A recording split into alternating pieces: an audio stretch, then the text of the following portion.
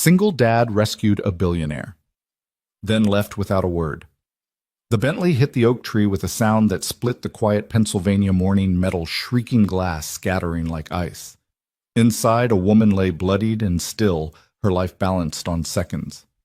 On that deserted stretch of Route 12, Ben Carter slammed on the brakes of his rusty pickup, his 8-year-old son staring wide-eyed beside him. Ben didn't hesitate. He ran toward the wreckage, toward fire and broken steel, and pulled her out with his bare hands. She would survive. He would vanish, and what began as a single act of courage would tear open 2 lives already scarred by loss. Follow my story to the end and comment the city you're watching from so I can see how far this story reaches. The world broke apart at 6:47 a.m. On an otherwise silent stretch of Route 12, a silver Bentley careened out of its lane tires, screeching, before slamming head-on into an ancient oak tree that had stood there for a century. The sound was like thunder shattering the dawn metal, twisting glass, bursting into shards that glittered across the asphalt. Steam hissed from the mangled hood, curling into the frosted Pennsylvania morning like white ghosts. Inside the old Ford pickup that trailed 100 yards behind Ben Carter's hands tightened on the wheel. His son Jacob jolted upright beside him, the crayon he'd been clutching tumbling to the floor. "Dad." The boy gasped, his brown eyes wide. Ben's foot was already on the brake. The truck skidded to a halt at the roadside. He turned sharply to his son. "Stay here. Don't move." His voice carried the clipped firmness of a man who'd seen crisis before, a tone Jacob had never learned to question. Ben shoved open the door boots, crunching against gravel, and sprinted toward the wreck. The morning air bit cold into his lungs, carrying with it the acrid stench of leaking fuel. The Bentley's front end was folded in on itself, its windshield spider-webbed with cracks. Through the haze of smoke and steam, Ben saw her slumped over the wheel, platinum hair matted with blood, an arm twisted at an unnatural angle. "Hang on," he muttered under his breath, a prayer and a promise in the same breath. He grabbed the driver's handle, jammed. He yanked harder, the metal cutting into his palm. No give. He sprinted to the passenger side. That door was crumpled but not locked. Planting a shoulder against it, he shoved until something snapped and the frame popped open with a shriek that echoed across the trees. The interior reeked of gasoline and blood. Shards of glass glittered across the leather seats. He crawled in, ignoring the sting as a piece sliced his forearm. "You're not dying here," he growled, hooking one arm beneath her back and the other under her knees. Her body was light, frighteningly so limp against his chest. Her head lolled against his shoulder, her breath shallow, but still there. Outside, Jacob had pressed his small face to the truck's window, knuckles white on the glass. Ben caught his son's gaze for half a heartbeat, a silent reassurance before turning away and carrying the woman onto the frosted grass. He knelt, laying her gently down, checking for a pulse. Faint, fluttering. He ripped off his flannel overshirt, balling it against the gash at her temple. Blood seeped through warm against his calloused hands. Jacob's voice carried muffled but urgent. "Dad? Is she okay?" "She's alive," Ben called back, his voice steady though his heart pounded. "Get back in the truck." The boy hesitated, then obeyed, climbing inside, though his wide eyes never left his father. Ben kept pressure on the wound, whispering nonsense. "You're all right. You're safe. Stay with me," as though his words alone could keep her tethered to this world. The sirens came faint at first, then closer, growing louder until red lights flashed across the morning mist. Tires screeched, paramedics poured out. Ben backed away, letting them swarm her with oxygen masks. Lines practiced efficiency. One of them looked up. "Were you the one who pulled her out?" Ben only nodded, wiping blood from his hands onto his jeans. He gave no name, no number. Just stood there until they hoisted her onto the gurney. As they slid her into the ambulance, something small slipped from Ben's jacket pocket onto the hospital blanket, a worn wooden pencil chipped from years of use. He didn't notice. The back doors slammed, the siren wailed, and just like that she was gone, carried away into the distance. Ben turned, walking back to the pickup. His son leaned out the open window, voice trembling. "Aren't we going with them?" Ben shook his head, his boots heavy against the asphalt. "Not our world, Jacob." He climbed behind the wheel, started the engine, and pulled away. In the rearview mirror, the red lights dwindled, spinning smaller and smaller until they disappeared into the fog. He never learned her name. But the world would Alexandra Whitmore heiress to a $3 billion art empire. And though she would wake hours later in a hospital bed alive because of him, she would have no idea who had saved her. Because Ben Carter vanished into the Pennsylvania morning without a word, leaving behind nothing but a ghost of kindness and a wooden pencil that would haunt her every day that followed. The town of Millbrook lived on routine. Every morning the church bell rang at 7, its deep toll rolling over rooftops and bouncing along narrow streets. The diner opened 15 minutes later, the clang of coffee cups and the hiss of bacon on the griddle loud enough to drift through the frosty air. The paperboy tossed rolled gazettes onto porches with practiced accuracy, and old men on corner benches nodded to one another as if each day was a continuation of the last. For Ben Carter, routine wasn't comfort, it was survival. By the time the bell rang, he was already out back in the garage behind his weather-worn house on Maple Street, wrench in hand. The building leaned slightly from decades of storms, but the bay door still rolled up with a groan, and inside it smelled of oil rust and determination. Ben had built this garage with Linda, his wife, back when they still thought the future stretched endless. She had held boards while he hammered painted the walls a cheerful blue, even planted marigolds outside to soften the smell of grease. Now, years after cancer had stolen her, the paint was faded and the flowers long gone, but the place remained both sanctuary and lifeline. Engines of every kind rolled into his care farm trucks with rusted fenders, sedans with mysterious rattles, the occasional BMW whose owner was surprised that a small-town mechanic could do what dealerships couldn't. Ben's hands, scarred, strong, calloused, moved over them with patience. He coaxed engines back to life the way other men might coax music from a guitar. And in the corner after school, Jacob sat on a stool with his sketchbook balanced on his knees. The boy rarely said much, but the scratch of his pencil filled the silence steady as breath. He always drew families. Mothers and fathers holding hands with children, trees sheltering them overhead. Sometimes he drew his mother from memory, her long hair the way her eyes crinkled when she laughed. Sometimes he drew himself between both parents, a world that no longer existed but lived fiercely on paper. Ben saw every page, though Jacob never offered them. The drawings were both beautiful and devastating. Inside the house, Linda lingered everywhere. Her coffee mug still sat in the cabinet untouched, but not forgotten. Her garden tools hung in the shed, clean but idle. And in the backyard, carved deep into the oak's bark, their initials still rested within a heart, B+L. That tree had once been their promise of forever. Now it was just a reminder of everything temporary. Ben carried his grief differently than his son. He never spoke of it directly, but he taught Jacob that pain wasn't something you got over, it was something you carried. Like love, only heavier.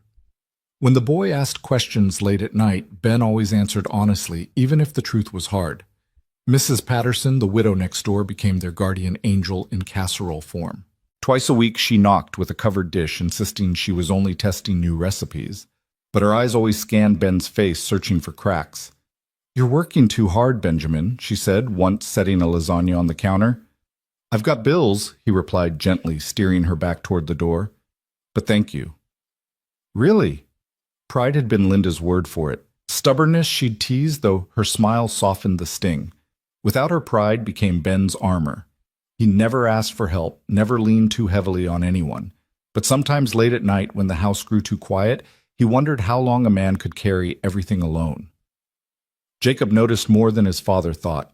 He'd sit cross-legged on the living room rug, sketchbook open, stealing glances at Ben, falling asleep in his chair, grease still under his nails. The boy absorbed every lesson without a word. Resilience, endurance, strength masked as silence. One crisp morning, as Ben drove Jacob to school in the old pickup, the boy turned, clutching his wooden pencil, his mother's pencil worn nearly to the stub. "Dad," he asked softly, "do you think we'll ever feel normal again?" The question lodged in Ben's chest like a blade. He tightened his grip on the steering wheel. "Normal changes, buddy, but we'll be okay as long as we have each other." Jacob looked down at his sketchbook, then back out the window. He didn't argue, but his silence said more than words could. That afternoon, Ben returned to the garage, the weight of school fees looming heavy in his mind. One more month and the bills would outpace his work. He bent over a truck engine jaw set, forcing himself to believe he could make it work. He always had. What he didn't know, what he couldn't have imagined, was that far away in a tower of glass and steel, the woman he had pulled from a wreck was staring at a wooden pencil lying on her mahogany desk. Her name was Alexandra Whitmore. She owned an empire built on priceless art, yet she couldn't stop staring at an object worth less than a dime. Because that pencil dropped from Ben's pocket as he carried her from the wreck was the only clue to the man who had saved her life without leaving a name. And Alexandra was not a woman who tolerated mysteries, especially not when her very survival was bound up in them. In Manhattan, the skyline cut sharp against the morning haze, a forest of glass and steel that glittered like it had never known loss. Alexandra Whitmore sat in her office atop the Whitmore Foundation Tower, her desk a sleek slab of mahogany polished to a mirror. Beneath it, her high heels tapped nervously, an irregular percussion against silence. Her assistant droned on, listing mergers, auction catalogs, board schedules, but Alexandra wasn't listening. Not really. Her gaze had drifted again to the object lying just inches from her manicured hands. A wooden pencil worn smooth with used teeth marks, dimpling its shaft. Something so ordinary it should have been swept away with hospital linens, yet here it was her talisman. She remembered waking in a hospital bed 2 weeks ago, bandaged sore, her father's lawyer hovering by the door with clipped concern. The doctor spoke of concussion and bruised ribs. She listened, but her mind kept circling back to fragments of memory, a man's steady voice urging her to hold on. Arms strong around her, the smell of motor oil and flannel. She never saw his face clearly, and then gone. She lifted the pencil again, rolled it between her fingers.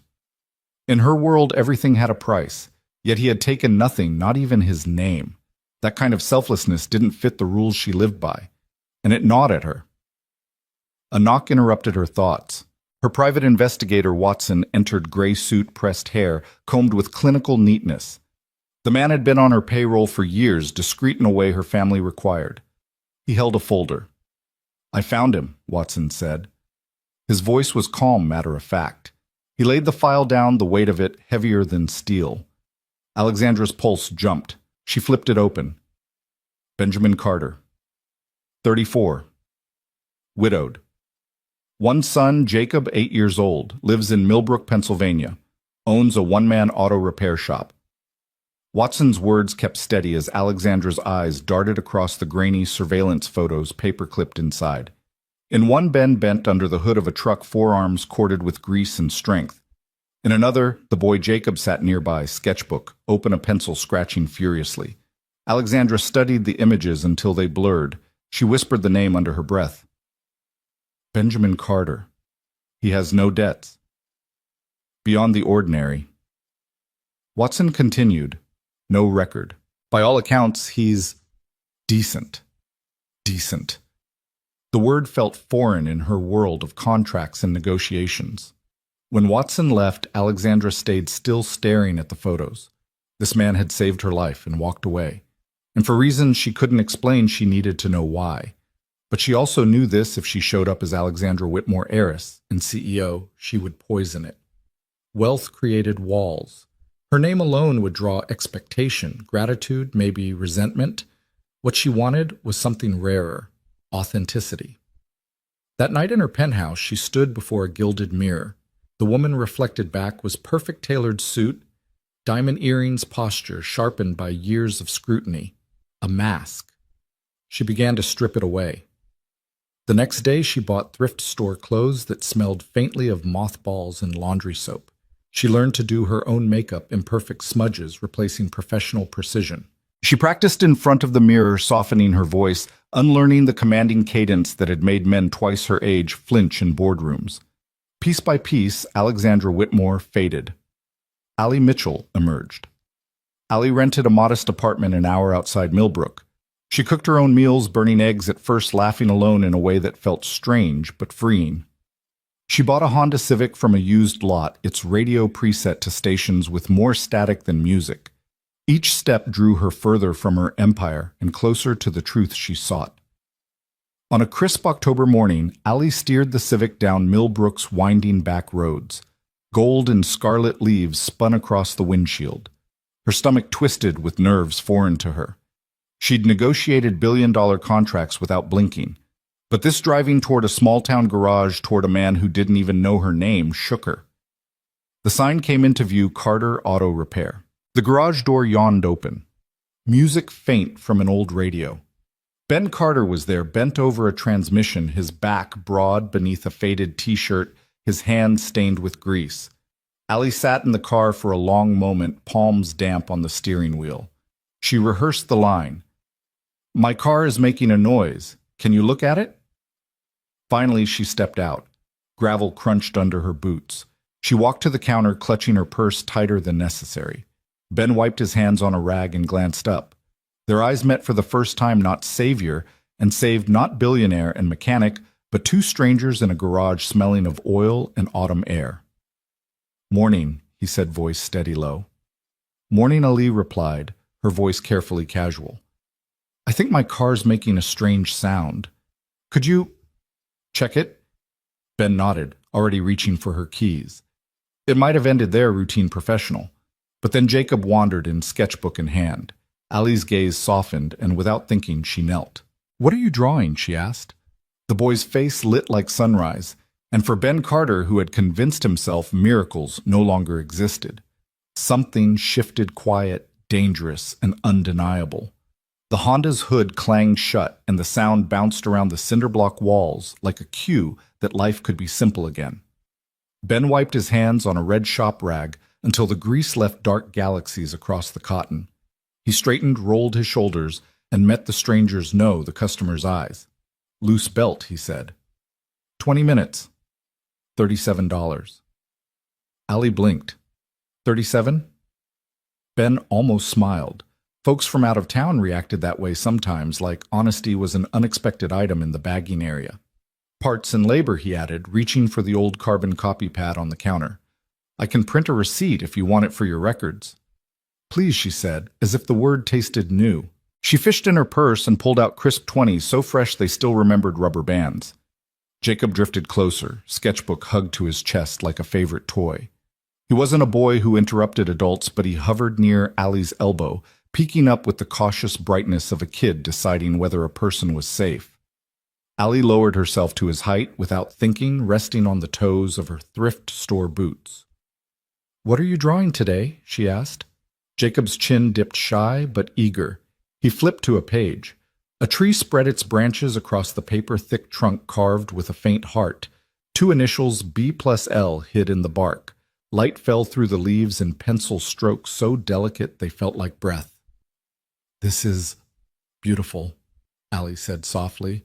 She pointed with the gentleness of someone handling museum glass. "See how your lines go one direction? If you cross-hatch small strokes at an angle, you'll get shadow that feels like it's wrapping around the bark. Try here." She angled her pencil, demonstrating tiny strokes that built depth. Jacob copied her, the world narrowing to graphite and grain. "Like this, exactly like that." She looked up at Ben, a flicker in her eyes as though she wanted to ask permission to praise his child. "He has a real eye, Mr. Carter." "Ben," he corrected slower than he meant to. "You can call me Ben." "Ali," she said. And the name landed between them like a stone skipping across water. 1, 2, 3, ripples and gone. She slid the money across the counter and tucked the receipt into her purse as though she were collecting proof that people like him existed. The afternoon light slanted through the garage door, dust turning into glitter in the beam. The radio crackled out an oldies station where the DJ sounded like a cousin. A space heater hummed near the wall, fighting a losing battle against the October air. Ordinary life filled in around them, modest and complete. "Need anything else?" Ben asked. "No." She hesitated, then glanced at Jacob's notebook again. "Actually, is there a place in town that sells sketching paper? Good paper?" Ben shook his head. "You'll find printer paper and spiral notebooks. For the good stuff, folks drive to reading." He saw the flicker of something in her face. Surprise. Maybe that a place could run just fine without specialty stores on every corner. "We make do," he added. She smiled, not in pity, but in respect. Making do looks like a kind of art. Her Civic rattled freshly quiet now and rolled away down the gravel. Jacob watched from the bay like a kid watches the last float pass at a parade. Ben pretended not to notice. Wash up, champ, he said, tipping his head toward the utility sink. We'll close early today. Can we drive to Reading sometime? Jacob asked as he scrubbed his hands, dark swirls clouding the water. For paper, we'll see. Ben said, which was the kindest form of money's tight he knew how to give. Ali came back 3 days later. There's a noise, she said, sheepish. A new one, describe it. Ben said, already leaning across the counter to listen to the engine, even though he didn't need to. He could tell a Honda's problem by the way the hood shook, the way the whole chassis breathed. Like a chirp. Maybe. She winced at her own vagueness. I'm not very good at car words. Ben nodded like she'd confessed something holy. Most people aren't. He lifted the hood, ran a finger along a pulley, and found the belt notched just enough to sing when cold. I'll tune it. 30 minutes. Do you mind if I... She gestured toward the stool in the corner. Jacob was already there, feet swinging, sketchbook open. He didn't look up, but Ben could tell from the way his shoulders squared that he knew she'd asked. Suit yourself, he said, and the words sounded gruff only because he couldn't figure out how to make them warm. They fell into a rhythm that felt like a song they'd all known in different lives. Ben worked the delicate concentration of repair, wiping his face clean of worry. Ali sat with Jacob, teaching him how to see shadows in daylight, how to let light sit on top of lines like sugar on fruit. Every so often, Ben would glance over and catch them both bent over the same page. 2 heads, one small one, framed in platinum hair almost touching. You move like you've done this before, he said once, nodding toward her hand on the page. His tone tried for casual and landed a notch below curious. I love art, she said, and something in her voice tightened the way a chord tightens before a difficult note. I mean, I used to help with a community program. She kept her eyes on the paper as if the truth might hide in the grain. Not recently.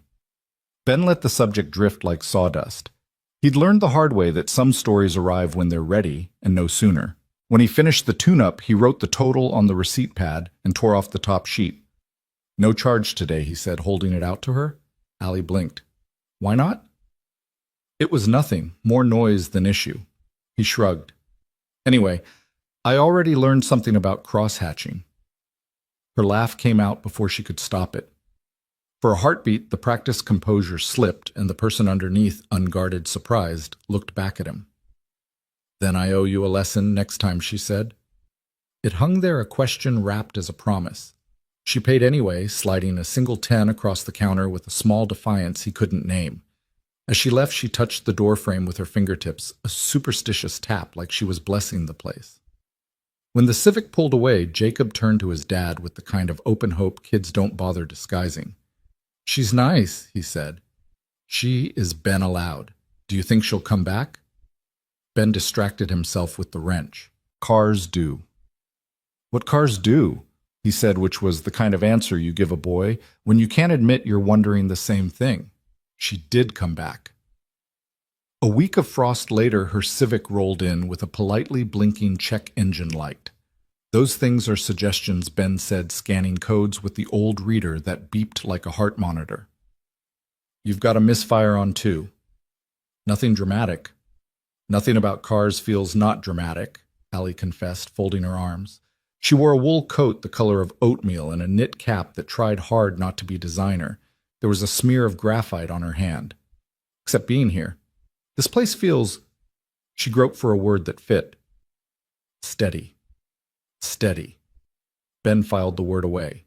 He didn't know what it meant in her mouth, but it sounded like relief. While he worked, Jacob showed her a new drawing, Main Street, under snow strings of lights like constellations caught in midair. Ali leaned close, pointing to the diner's windows. You can make glass glow if you leave a thin line of paper white, she said.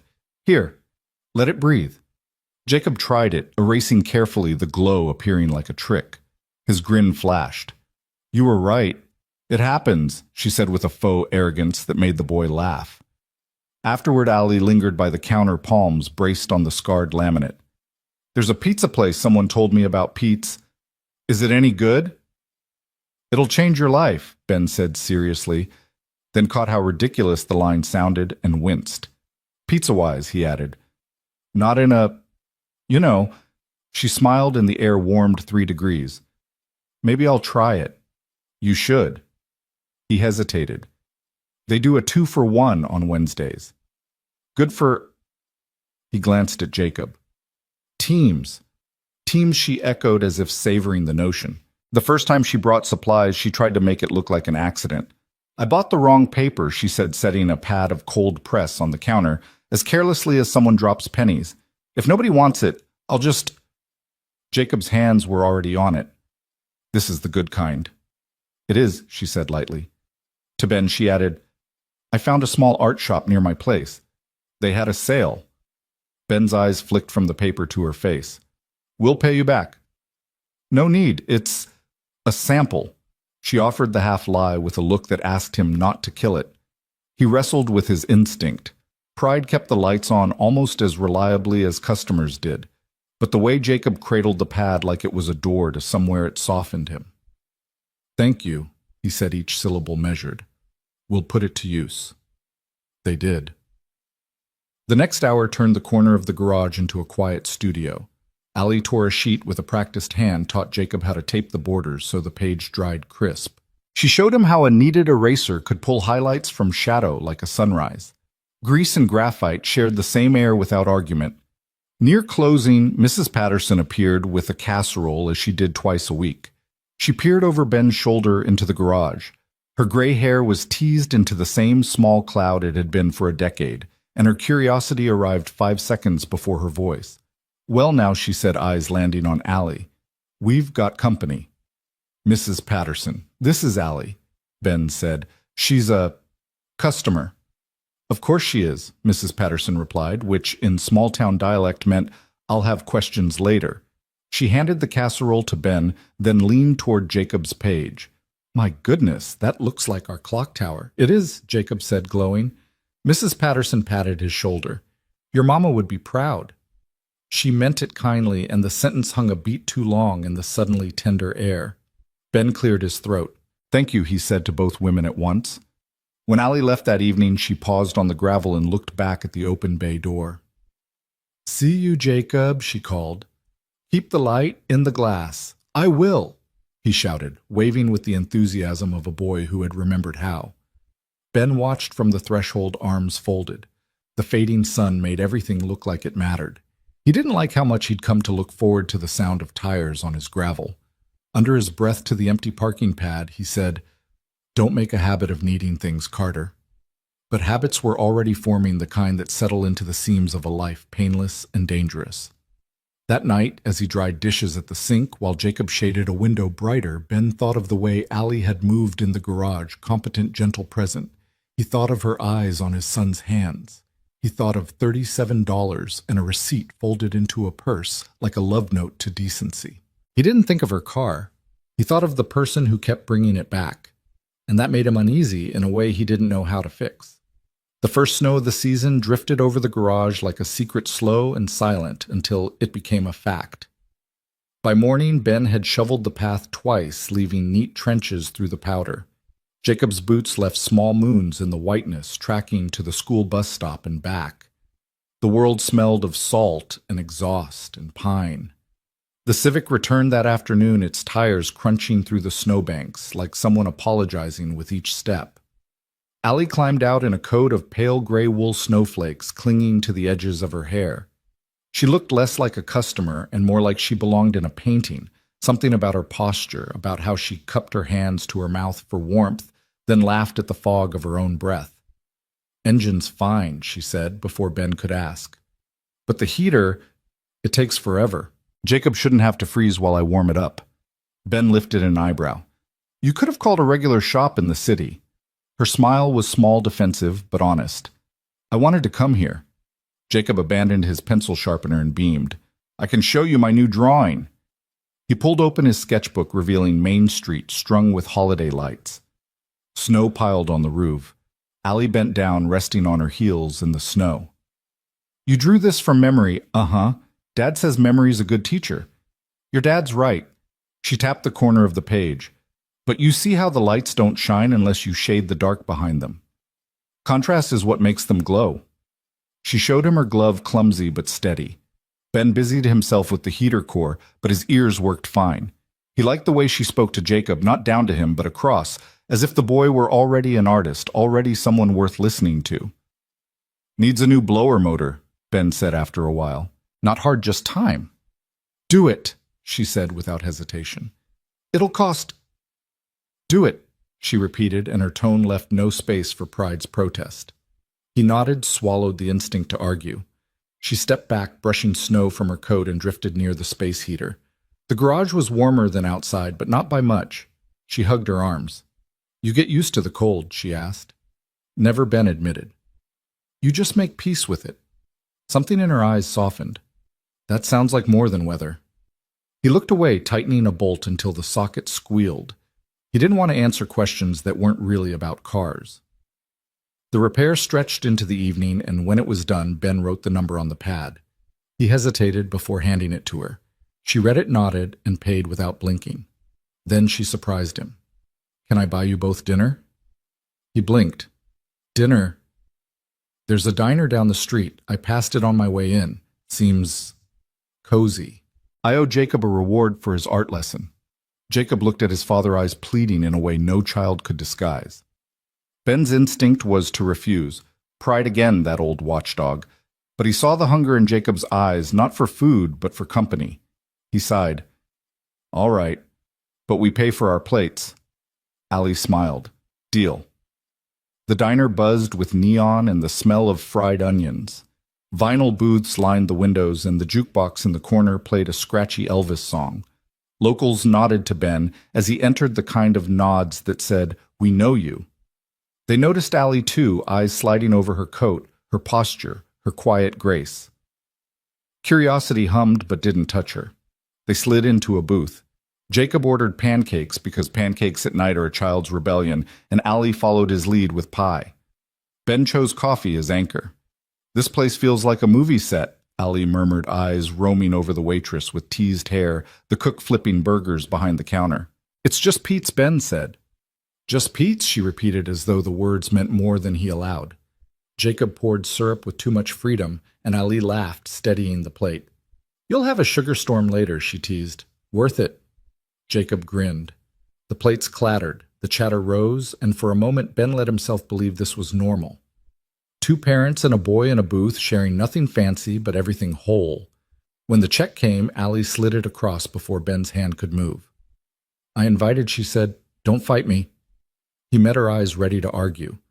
But something there, a mix of gratitude and insistence, stilled him. He let it go just this once. On the way back, snow fell harder. The street lamps cast cones of light that caught each flake. The Civic purred with its new heater. Warm air fogging the windshield. Jacob fell asleep in the back sketchbook open on his lap. At a stoplight, Allie glanced at Ben. You're not what I expected. What did you expect? She hesitated. Someone rougher, angrier. You work hard, you've lost things. Most people in your position carry it like armor. Ben's jaw tightened. And you think I don't? No, she said softly. I think you carry it differently, like you don't want your boy to feel it. The light turned green and he didn't answer, but her words lingered all the way back to the garage where she dropped them off. Thank you, she said as Jacob stirred awake. For the repair, for everything. Ben nodded, hands shoved in his jacket. He watched her car vanish into the snow, taillights bleeding red against the white. Inside, Jacob yawned. Dad, he mumbled. Do you think she'll come back again? Ben didn't answer right away. He set the casserole dish from Mrs. Patterson on the counter, stared at the steam rising when he lifted the foil. Finally, he said, Cars always need something. But deep down, he knew it wasn't the car bringing her back. The days shortened December, pressing its long nights against the little town. Holiday lights bloomed across porches, their glow spilling over snowdrifts like melted jewels. At Carter Auto, the radio hummed Christmas songs from another era, scratchy but warm, while Ben replaced brake pads and rotated tires. It was the season where loneliness carved deepest. For years, Ben had gotten through by working late, keeping his mind buried in engines. But this year felt different. Maybe it was because Jacob hummed louder when Allie visited, or because Ben found himself watching the road more often, waiting for her Civic to appear. She came again just as twilight painted the street lavender. This time it wasn't the car at all. She carried a box wrapped in brown paper steam, escaping faintly from the edges. "Peace offering," she said, stepping inside the garage. "Homemade chili." "Don't laugh. I had help from a cookbook." Jacob cheered as if Santa had just landed. He tugged her toward the tiny kitchen corner, already setting out bowls. Ben leaned against the workbench, arms crossed. "You don't have to keep bringing things." Ali tilted her head. "Maybe I like cooking for someone who actually eats it." He smirked despite himself. "You sure it's edible?" "Try me." The three of them sat around the battered table, the chili surprisingly rich with spice. Jacob declared it the best he'd ever tasted, though he said that about most hot meals. Ben ate slower, savoring not just the food, but the sound of laughter bouncing against the garage walls. It had been a long time since those walls heard joy.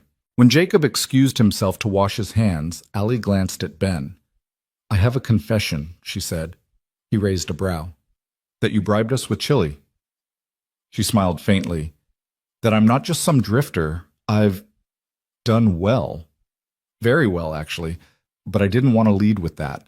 I wanted to know what it felt like to just be, without the weight of a last name or expectations." Ben studied her spoon, paused. "So what are you running from husband, family?" Her gaze dropped to the table. "Expectations," she repeated softly. "Maybe a little bit of myself." There was a silence, heavy with things unsaid. Ben could feel the truth straining beneath her words, but he didn't push. Not yet. Later, while Jacob sketched at the counter, Ali helped Ben hang a string of Christmas lights across the garage doorway. They stretched the wire together, her fingers brushing his as she steadied the ladder. It was nothing to touch a laugh when the bulb refused to glow, but for Ben, it felt like stepping into dangerous territory. "Looks better already," she said, squinting at their crooked handiwork. "It's a garage, not Rockefeller Center," he muttered, though the sight of lights twinkling against snow stirred something in him he hadn't let himself feel in years. Jacob clapped. "It's perfect." And maybe for one fleeting second, it was. A week later, Ali showed up again, this time at Jacob's school art fair. She slipped into the cafeteria-turned-gallery, wearing a simple scarf, not the kind of woman you'd expect to see among PTA chatter and finger-painted snowmen. Jacob spotted her instantly. "Ali," he shouted, waving his sketchbook like a flag. He dragged her toward his display charcoal drawings of cars, streets, and one that stopped her cold an image of 3 figures at a diner booth. "That's us," Jacob said proudly. "I drew from memory." Ali's throat tightened. She crouched to meet his eyes. "You drew us as a family." Jacob shrugged, almost shy now. It felt right. From across the room, Ben watched. Parents nodded to him, offering the polite half-smiles small towns kept ready. But his eyes stayed fixed on Ali, kneeling beside his boy, as if she belonged there. Later on the walk home, snow falling thick and soundless, Ali tucked her scarf tighter. "Jacob's incredible.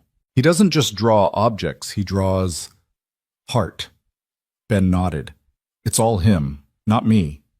She stopped. "You sell yourself short. You've given him stability, warmth. Do you know how rare that is?" The words hit harder than he expected. He looked away, jaw working. "I just do what I can." They reached the garage, and for a moment neither moved. The night pressed in the Christmas lights, throwing soft halos on their faces. Ali's voice dropped. "You don't know how much you've already given me, too." The air between them shifted, charged. Ben felt his defenses straining, ready to snap, but Jacob's voice from inside cut through, calling for help with hot chocolate. Ben exhaled. "Come in. He'll be disappointed if you don't." She smiled, stepping past him into the warmth. That night, as Jacob drifted to sleep on the couch, Ali lingered by the door. Her coat was buttoned, but her eyes lingered too long on Ben's. "Good night," she whispered. "Night." His voice was rougher than usual. When the door clicked shut, Ben stood still, hands clenched. He hadn't asked for this. He hadn't wanted it. But it was here anyway, unfolding in snow and silence, and for the first time in years he wondered if maybe, just maybe, his heart could thaw. The holidays crept closer, and with them, the garage seemed to pulse with more life than usual. Customers hurried in with frostbitten complaints, batteries that died, and the cold tires that spun helpless on ice. Ben worked long hours, grease staining his hands, but there was a rhythm to it, steady and grounding. What threw off that rhythm wasn't a broken axle or a rusted muffler. It was the sight of Allie pulling up again, not in the Civic this time, but in a black SUV that looked far newer than anything she'd ever mentioned. It idled smoothly in the snow headlights, cutting white arcs through the dusk. Ben's chest tightened. The SUV didn't fit her drifter story. Jacob ran out before Ben could say anything, sliding on the icy patch in his hurry. Allie. She knelt, catching him mid-stumble. Her scarf was crimson tonight, vivid against the snow. Careful, artist. You'll break your drawing hand. Jacob laughed, and the sound was so pure it washed away Ben's unease for a moment. Inside, she set down 2 paper bags, Christmas cookies, and a turkey. I wasn't sure if you'd cooked yet. Ben eyed the bags. You didn't have to. I wanted to, she said simply. Her gaze flicked over Jacob, decorating a cardboard tree cutout, then back to Ben. Besides, holidays shouldn't be survived. They should be shared. The words stirred something bittersweet in him. For years, holidays had been about making do, boxed dinners, small gifts, the two of them pretending that was enough. He never complained, not in front of Jacob, but hearing her say it aloud reminded him of all that was missing. Still, pride itched. We manage. Allie's smile didn't falter. I know. That's why you deserve more. Dinner that night stretched longer than usual. Jacob set the table with unmatched plates humming carols. The turkey roasted in Ben's old oven filled the garage with a warmth that went beyond heat. They ate until Jacob leaned back groaning. Best Christmas ever, he declared, maple brown eyes drooping. Ben chuckled, carrying him to bed. By the time he returned, Allie was clearing plates, sleeves rolled up. You don't have to do that, Ben said. She glanced up, soap suds dripping from her hands. What makes you think I don't want to? The simple honesty of it unmoored him. He leaned on the counter, watching her hands work, listening to the faint crackle of the radio. For a moment it felt like a life he might have had if things had turned out differently. When the last dish was stacked, Allie dried her hands. Ben, may I ask something? He braced himself. Depends. Why do you always look like you're waiting for the ground to give way? The question cut through him. He looked away, jaw tight. Because it has before. Silence. Then her voice softer. And yet you keep standing. He didn't answer. Couldn't. She stepped closer, her eyes searching his. Let someone stand with you. The words rattled his defenses. He felt the urge to tell her everything, the long nights, the debts, the fear that one wrong turn would cost Jacob everything. But vulnerability was a door he hadn't opened in years. So instead he muttered, It's late. Roads'll ice up. Her expression flickered, hurt maybe, but she masked it quickly. Good night, Ben. She left, and the garage felt colder without her. The next day brought confirmation of what Ben had suspected. A customer in town mentioned seeing Allie at the big bank in the city, seated at the head of a boardroom table. She's someone important, the man said. Saw her picture in the paper once, CEO of something. Ben's gut twisted. He remembered the SUV, the quiet authority in her voice, the way she paid without blinking. He replayed every conversation, every smile. Was she laughing at him, testing him? When her Civic pulled up again that evening, back to her disguise, humble and unassuming, Ben wiped his hands on a rag and forced steel into his voice. What game are you playing, Ali? She blinked, genuinely startled. What? Don't lie to me. People talk. You're not just some woman with car trouble. You're more. For a moment, silence stretched between them, heavy as snow on branches. Then she exhaled, shoulders sagging. You're right, she said quietly. I'm not who I pretended to be. Jacob appeared from the corner, eyes wide. Allie. She looked at him, then back at Ben. Her voice trembled. I should have told you sooner. Ben's heart pounded. The fragile trust they'd built teetered one truth away from collapse. And in that instant he realized this woman, whoever she was, had already woven herself into Jacob's world, and his own. The air inside the garage thickened with silence, heavier than the winter storm gathering outside. Jacob's eyes flicked between them, searching for answers. Ben tightened his grip on the rag in his hand, the grease smearing darker against his fingers. "Then who are you?" His voice was low-measured, but beneath it burned a raw betrayal. Ali drew a shaky breath. "My name is Alexandra Pierce. I run Pierce Global Holdings. The car, the chilly dinners, the lights, those were real. But she faltered, then steadied herself. I wanted to know what it was like to be seen without my name, without the weight of my company." Ben's jaw flexed. "So you lied." "I hid," she corrected softly. "Because most people don't look at me, Ben. They look at what I can give them." Jacob's voice cracked through the tension. "But you gave us time. Isn't that real?" Ben's chest ached. His boy's words cut straight through his pride. Allie's confession hung like frost in the air. She didn't try to mask the truth anymore. "I know you've got every right to be angry. I should have been honest. But the truth is, I didn't expect to care this much. Not about this garage. Not about—" Her voice broke. "Not about you two." Ben wanted to believe her. A part of him even did. But the image of that SUV, the rumors, her silence, those were thorns he couldn't ignore. "People like you don't stay in places like this," he muttered. "You'll leave. And when you do, it's my kid who gets left behind." The words landed sharper than he intended. Ali's lips parted, pain flickering across her face. She opened her mouth to answer, but Jacob slammed his sketchbook shut, the sound jolting both adults. "Stop fighting," the boy pleaded. "I don't care if she's a queen or a superhero or whatever. She's our friend." Ben's throat tightened. Alexandra crouched to Jacob's level, her eyes glassy. "I'll never stop being your friend," she whispered. The promise felt real, but Ben couldn't trust it. Not yet. The storm outside broke loose that night, snow lashing against the garage, wind howling like something ancient. Alexandra stayed longer than she intended, reluctant to leave them in the thick of an argument.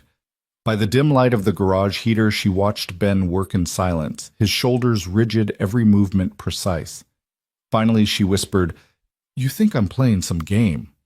But do you really believe I'd spend nights here cooking, laughing, helping Jacob with his drawings, if it wasn't real?" Ben didn't look up. "I've seen enough people walk away when things got hard. Doesn't matter what they promised." Her chest tightened. She wanted to reach for him, shake him, make him see. But instead, she stood wrapping her scarf. "I'll go, but I'll be back tomorrow. For Jacob." She left the door, closing softly behind her. The next morning, the storm had dumped 2 feet of snow across town. The world glittered white and brittle power lines sagging with ice. Ben bundled Jacob in extra sweaters, ready to trudge to the store for milk when headlights cut through the drifts. Alexandra's SUV again plowing through snow like it was nothing. She stepped out, cheeks pink from the cold arms loaded with groceries. "You're insane," Ben muttered as she stomped inside. Maybe she shot back, breathless. "But I'm also practical. You needed supplies." Jacob cheered already, tearing into a bag of marshmallows. The boy's laughter melted the frost between them faster than any heater could. For a moment, Ben allowed himself to watch her hair damp from snow scarf, tugged loose, smiling despite the weight of unspoken things. Maybe she wasn't lying about all of it. Maybe some part of Alexandra Pierce Billionaire belonged right here in a snow-covered garage with 2 people who had nothing to offer but honesty. That evening, Jacob set up a makeshift movie night, old DVDs, playing on a scratched-up TV. Alexandra curled into the couch beside him, sharing popcorn from a mixing bowl. Ben sat apart at the workbench, tools spread out but untouched. He should have been fixing the alternator in front of him. Instead, he watched them, his son leaning against her shoulder, her hand brushing Jacob's hair absent-mindedly. It was domestic, dangerous, because it felt too right. When the credits rolled and Jacob finally nodded off, Alexandra rose, carefully covering him with a blanket. She turned to Ben, her voice soft. "I know I hurt your trust. I can't undo that. But I'll prove to you this isn't a game. I'll keep showing up." Ben's defenses wavered, but habit kept them high. "Words are easy." Her gaze didn't flinch. "Then I'll show you with actions." And for the first time, Ben found himself wondering if maybe, just maybe, she meant it. Snowplows carved thin paths through town the next morning, their yellow lights flashing against white drifts. The world outside looked frozen, but inside the garage the heater hummed steady, and for once Ben felt something like calm. He brewed coffee in the dented percolator while Jacob snored softly under his blanket fort in the corner. The calm didn't last. At 8:30, headlights flared outside. Not the SUV, not the Civic this time, a sleek black sedan purred up the drive, so out of place it made Ben's stomach sink. Two men in long coats stepped out, polished shoes, crunching snow. They carried themselves with the kind of confidence that said they didn't bother asking permission anywhere. Alexandra climbed out of the back seat. She wasn't dressed in scarves and sweaters this time. She wore a tailored coat, her posture straight, her eyes sharp. In the cold dawn light, she looked every inch the billionaire people whispered about. Ben felt the truth slam down like a hammer. Then she greeted, her voice softer than her appearance. "May I come in?" The men in coats hovered, but she waved them off, striding toward the garage like she'd done it 100 times. Jacob stirred awake, blinking at her. "Ali." Her gaze softened. "Hey, champ." She crouched, brushing snow from her coat before she touched his shoulder. "I had a meeting in the city, but I needed to see you." Jacob lit up. "You came back." Ben's chest tightened. Of course she came back. But the sight of her flanked by suits stepping out of a chauffeured sedan shattered the fragile illusion they'd been living. He set his coffee down harder than he meant to. "So this is it. The truth." Alexandra straightened her eyes on him now. "Yes. I'm not just Ali. I'm Alexandra Pierce, and I should have told you sooner." The words stirred a storm inside him. He remembered their quiet dinners, the sound of her laugh, mixing with Jacob's, the way she washed dishes like any other guest. Was all of that just an experiment to her? "You played house," Ben said flatly. Her eyes flashed. "No. I lived honestly with you, even if I wasn't honest about my name. Every moment with you and Jacob was real." Jacob's voice broke in, worried. "Dad?" Ben crouched beside his son, steadying him. "It's okay, buddy. We're just figuring things out." But his voice cracked at the edges. Alexandra stepped closer, lowering her tone. "I didn't come here to hurt you. I came here because for once I felt like myself. No shareholders, no boardrooms. Just me. Just Ali." Ben shook his head. "You'll leave. People like you always do." Her jaw trembled. For a moment the CEO veneer cracked. "Maybe I can't promise forever. But I can promise this: I won't walk away without telling you why. And I won't lie to Jacob again." The sincerity in her voice cut through his anger, leaving behind only exhaustion. He wanted to trust her, but the weight of responsibility pressed hard against his ribs. Jacob's trust was fragile, and Ben had sworn to protect it at all costs. Later that day, the garage was busier than usual. Customers came in for tire chains and salt bags, tracking snow across the floor. Alexandra stayed rolling up her sleeves, handing out coffee, even helping an old farmer carry boxes to his truck. The men in coats waited outside, shivering by their sedan, clearly unused to the grit of small-town life. One customer leaned toward Ben, whispering, "Isn't that the Pierce woman? Thought she owned half the city." Ben's stomach twisted. Small towns had long memories, and gossip spread faster than winter fire. By evening, though, Jacob was grinning ear to ear as Alexandra helped him paint a snow-covered barn scene. She laughed when he smeared blue on her cheek, and the sound filled the garage with warmth no storm could match. Watching them, Ben realized something dangerous. He wanted her there. Wanted this life, even if it was built on shaky ground. When Jacob finally drifted to bed, Alexandra lingered at the counter, hands clasped. Her voice was quiet but determined. "I know you don't trust me yet, but give me a chance to earn it." Ben studied her grease-stained hands, folded weariness shadowing his face. He'd spent years keeping people at arm's length, building walls to protect Jacob and himself. But Alexandra's eyes, vulnerable despite her wealth, gnawed at those defenses. "Actions," he said at last. "Words won't do it." She nodded. "Then I'll prove it with actions." And as the wind rattled the windows, Ben realized something unsettling. He believed her. Not fully, not safely, but enough to let her try. The storm had cleared by morning, leaving the town glazed in ice. Sunlight bounced off frozen branches, dazzling but brittle. Ben shoveled the drive while Jacob built a crooked snow fort near the garage doors. Alexandra arrived again, her coat dusted white, balancing a thermos in one hand and a bag of bagels in the other. "You're relentless," Ben muttered as she set the food down on the workbench. Persistent, she corrected unwrapping a bagel and handing it to Jacob. I told you I'll prove this isn't a game. Jacob grinned, crumbs tumbling down his sweater. Ben sighed, but he didn't chase her off. He couldn't, not with the way Jacob's eyes lit whenever she appeared. The days turned into a rhythm. Alexandra stopped by in the morning sometimes with groceries, sometimes just with laughter. She learned how to hold a wrench properly, how to find the right socket, and even how to mop up spilled oil without ruining her shoes. Customers began noticing. Old Mrs. Tucker asked, "That your sister?" A teenager whispered, "She looks like someone from the magazines." Ben brushed the questions off, but the whispers spread. One afternoon, a local reporter snapped photos from across the street. Alexandra ignored it, but Ben's gut twisted. He could handle gossip, but he couldn't shield Jacob from headlines splashed with their names. That night, as the heater rattled in the corner, Ben confronted her. Whatever this is, people are starting to talk. I can't have Jacob caught in that mess." Alexandra's gaze was steady. "Do you regret me being here?" He wanted to say yes to push her away before things grew more dangerous. But the truth sat heavy in his chest. "No, I just don't know if we can afford the fallout." The next day, Alexandra's world crashed through their fragile routine. A black SUV arrived sleeker than hers plates from the city. A man in a charcoal suit stepped out flanked by aides. He walked straight into the garage without asking. "Miss Pierce," he said sharply, ignoring Ben and Jacob. "The board is in uproar. You've missed 2 meetings. Investors are restless. You can't vanish like this." Ben froze, Jacob clutching his sleeve. Alexandra's face tightened, but her voice remained calm. "I told you I'll handle it. Now leave." The man sneered at the grease-stained floors, the patched couch, the boys' drawings taped to the walls.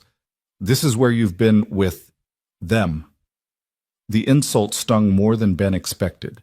He stepped forward, wiping his hands on his rag. "You're in my garage. Watch your tone." The man scoffed, but Alexandra cut him off. "Enough. Go." Her authority cracked like ice underfoot, and the man retreated. But the damage lingered in the silence he left behind. Jacob spoke first, his voice small. "Does that mean you have to leave?" Alexandra crouched, cupping his cheek. "Not if I can help it." Ben wanted to believe her, but reality pressed in. A woman like her belonged to a world of boardrooms and power plays. A man like him belonged under a hood fixing what was broken. That night when Jacob slept, Ben leaned against the workbench, exhaustion etched into every line of his face. "Your world and mine, they don't mix." Alexandra stood across from him, her coat draped over a chair, hair falling loose. "Maybe they're not supposed to. But I don't care. I want this." He searched her eyes, saw the flicker of truth there. Still doubt gnawed at him. "And when the board forces your hand, when they demand you walk away from us." Her silence said everything. Days later, the board made their move. Headlines splashed across the town's single newspaper, "Pierce heiress missing found in small-town garage." Photos of Alexandra handing Jacob a mug of cocoa ran alongside stories of stock dips and investor panic. Customers whispered louder. Some cheered her for being real. Others muttered she was slumming. For Ben, it was a nightmare. Jacob read over his shoulder, eyes wide. "Dad, are we in trouble?" Ben hugged him close. "No, buddy, we're not the ones in trouble." But when he looked up, Alexandra stood in the doorway, pale, her phone buzzing endlessly in her pocket. And Ben knew the fight for whatever fragile bond they'd built had just begun. The garage felt smaller after the article broke. Customers still came for oil changes and winter tires, but every glance carried questions unspoken. Ben could feel the weight of their stares pressing into his back as he worked beneath hoods. Jacob noticed it too. The boy grew quieter, sketching in the corner instead of chatting with neighbors. Alexandra, however, refused to vanish. She showed up each morning with the same thermos of coffee, the same determination in her eyes. If anything, the storm around her only seemed to harden her resolve. She wore no jewelry, no makeup, some days just jeans, a sweater, and sleeves rolled up to work. Still, the outside world clawed at the edges of their fragile routine. Her phone buzzed endlessly. When she ignored it, the calls turned to visits. One evening, just as Ben was locking up another car, arrived sleek black tinted. Out stepped a woman in a crimson coat, heels crunching in the salted slush. Her expression was sharp enough to cut steel. Alexandra, she said coldly, striding forward. What on earth are you doing here? Ben tensed. Jacob peered from the doorway, sensing the tension. Alexandra froze her jaw tight. Mother, she breathed. The older woman's eyes swept over the garage with disdain. This is your hiding place with grease and filth, and... Her gaze fell on Ben and Jacob. This Ben's hand curled around the wrench in his palm, not as a weapon, but as if holding on to something real, something solid. Alexandra's voice shook, but didn't break. I'm here because I want to be, because this... She gestured at the small garage the boy clinging to his father's sleeve is real. It's not stock prices or board meetings. It's life. Her mother's laugh was brittle. Life. Alexandra, you have responsibilities, a company, thousands of employees. You don't get to play house with mechanics and children. Jacob flinched at the words, his cheeks burning. Ben pulled him closer, his voice low. Easy, son. Words can't touch us unless we let them. But inside, fury burned. He'd worked too hard to protect Jacob from that kind of cruelty. Alexandra stepped closer to her mother, her eyes blazing. This isn't a game. Jacob is a child, not collateral. And Ben is more of a man than anyone sitting at that board table. The older woman stiffened, shocked by the defiance. You'd risk everything for them. Without hesitation, Alexandra answered, Yes. The silence that followed was louder than any argument. Her mother's eyes narrowed, but she turned sharply, marching back to the car. The door slammed, tires hissed on ice, and then she was gone. The garage was quiet again, only the hum of the heater filling the air. Jacob looked up at Alexandra, his eyes wide. She doesn't like us.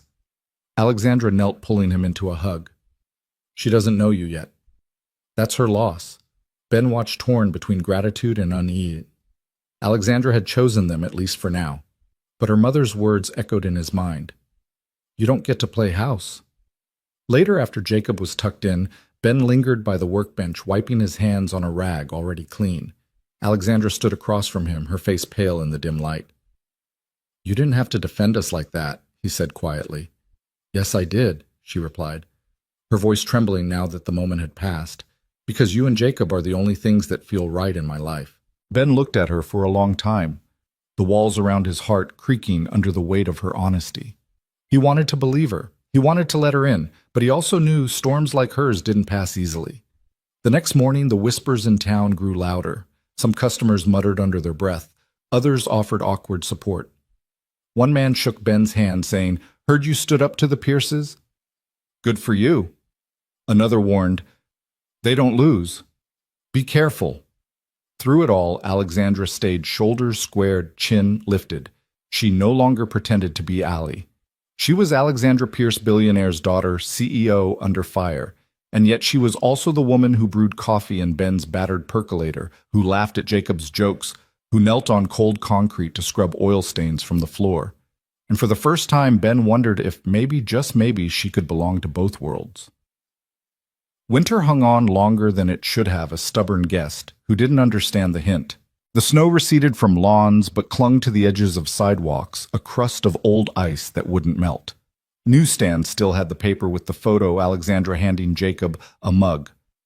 Ben's name misspelled under the caption, as if that might lessen the heat of being seen. People folded those papers under their arms like gossip they could take home.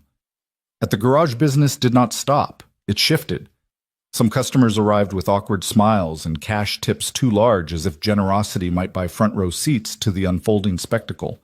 Others came in with thinly veiled contempt, asking whether the heiress would be the one changing their oil today.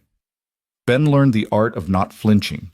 He kept his eyes on bolts and belts, the work that had always told the truth. Jacob learned something different. He hunched closer over his sketchbook shoulders, creeping toward his ears. He didn't complain, but Ben noticed how the boy's drawings returned to winter, even when the calendar insistently edged toward spring.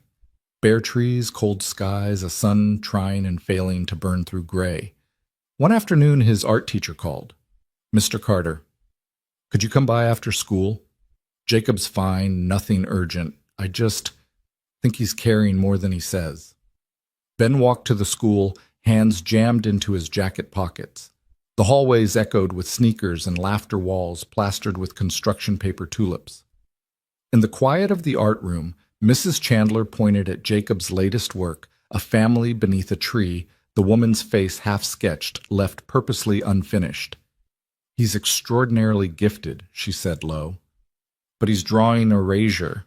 I'm not a psychologist, Mr. Carter, but kids have a way of telling the truth on paper." On the walk home, Ben asked Jacob about it.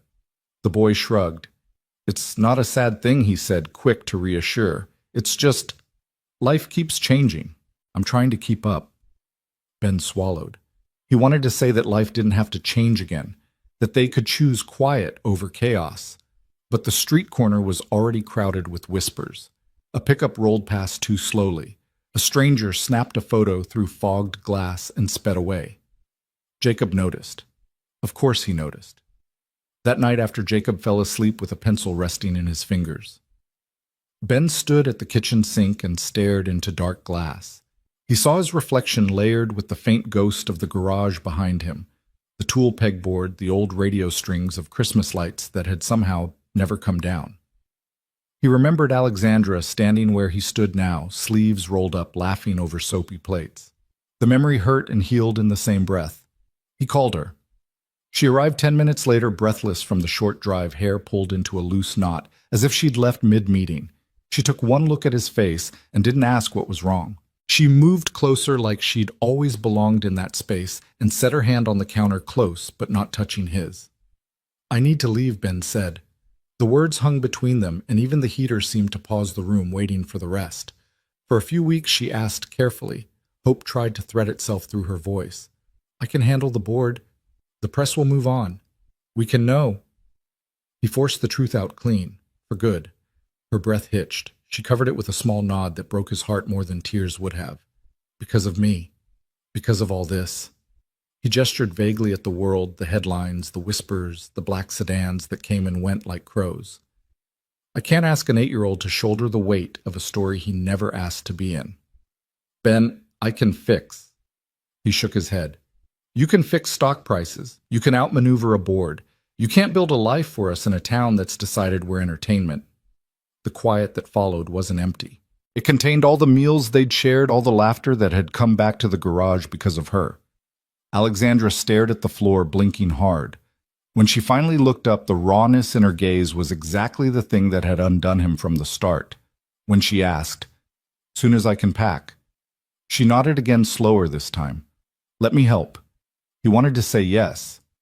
He wanted to say no.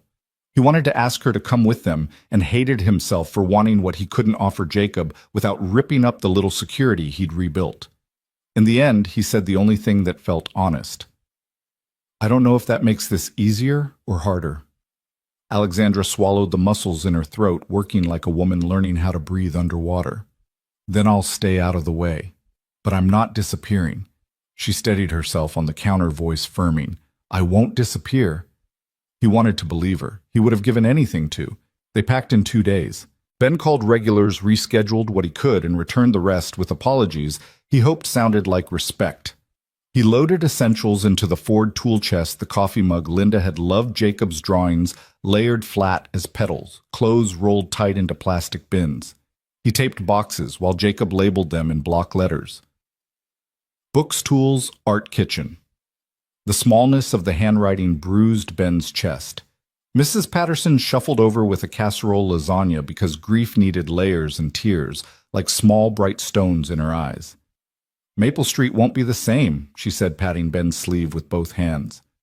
"We'll send an address," Ben promised. "Don't you dare not." She bent to hug Jacob. "You draw me a postcard, you hear, I will," he said into her cardigan voice, muffled. Alexandra kept her distance like she'd promised. Ben knew she sat in her SUV at the far end of the street for hours the night before they left. He saw the shape of her there when he went out to the curb with one last bag of trash. She didn't get out. He didn't wave. The restraint felt like a small, necessary cruelty. On the morning they pulled away, the truck idled at the curb, exhaust ghosting in the cold. Ben checked straps twice. Jacob slid into the passenger seat and hugged the sketchbook to his chest. He had tucked a single pencil into the spiral, the old wooden one that had been his mother's teeth marks, worn smooth. "Ready?" Ben asked. Jacob nodded. Then unexpectedly, he said, "Can I say goodbye to her?" Ben's hands tightened on the wheel. He didn't ask who. He knew. He turned the truck off. Alexandra was already walking up the street as if the boy's voice had drawn her from the horizon.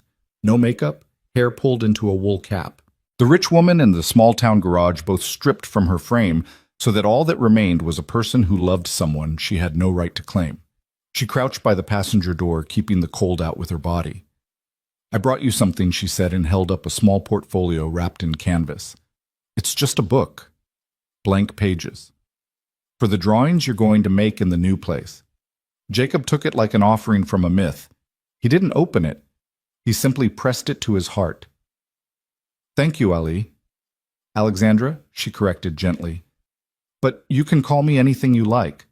He frowned, chewing on the edges of a brave thought.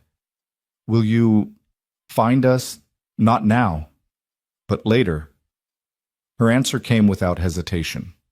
"Yes." Then softer. "Only if your dad says it's okay." Jacob looked at Ben. Ben looked at both of them and imagined the next month the quiet apartment somewhere far away. The way he'd missed the sound of her laugh, bouncing off cinder block, the ease with which she had stepped into the spaces of their days. He thought of the headlines, the men in suits, the mother with the red coat and the sharp tongue.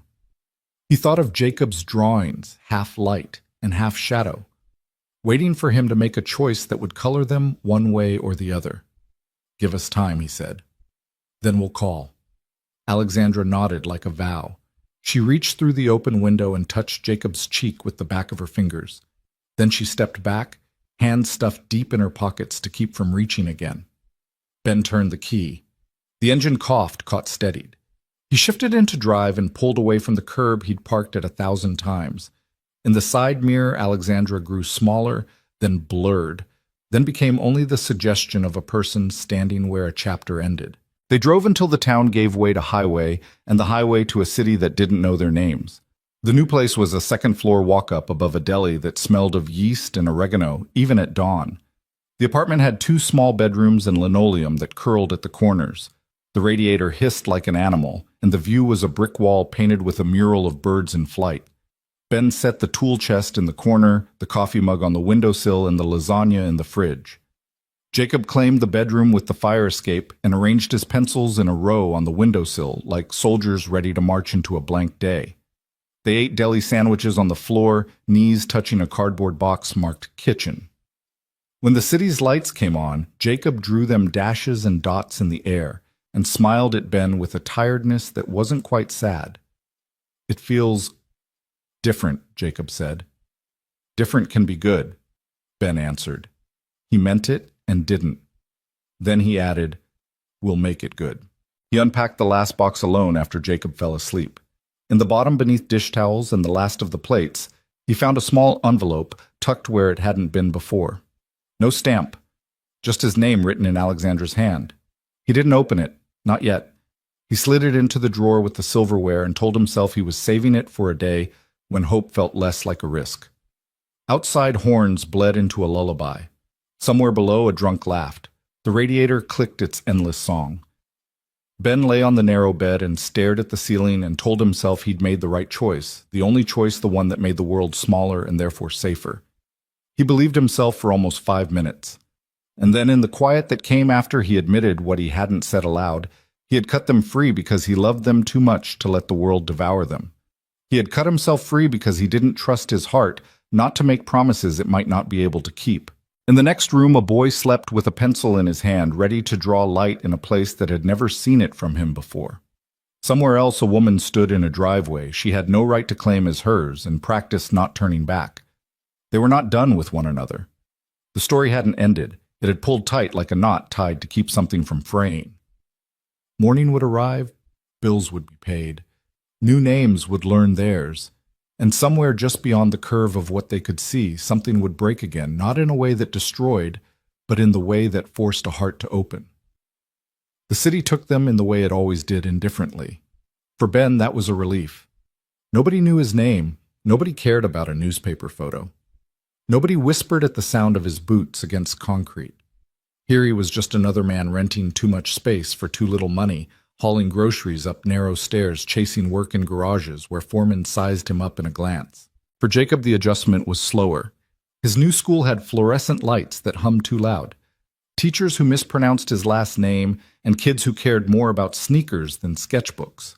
He ate his lunch at the edge of the cafeteria and drew city skylines with sharp angles, his pencil scratching like a creature trying to climb out of paper. Ben worried, but tried not to press. At night after Jacob was asleep, he studied want ads calling shops until his voice rasped. He landed work in a repair shop on the outskirts, less pay longer commute, but honest. The kind of place where the air smelled of burnt oil and the boss didn't ask about your past if you showed up on time and didn't complain about grease under your nails. One evening, after a long shift, Ben came home to find Jacob sitting cross-legged on the fire escape sketchbook balanced on his knees. The city stretched behind him in neon smears and shadow. "Careful there," Ben said softly, easing the window open.